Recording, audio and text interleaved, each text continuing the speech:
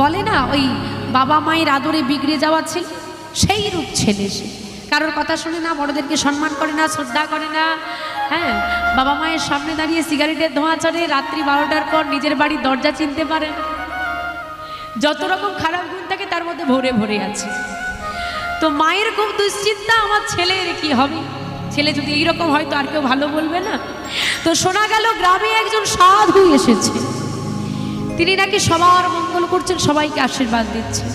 তো মা সেই সাধুর কাছে এসে বলছে, বাবা আমার একটাই দুঃখ, কি না আমার ছেলেটি এইরূপ।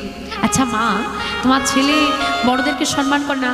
বলছে বড়দেরকে ছেড়ে দাও, নিজের বাবা মাকে সম্মান করে না, আর বাইরের লোক তো দূরের কথা। বলে মা একটা কাজ করতে পারবে? কি কাজ বাবা?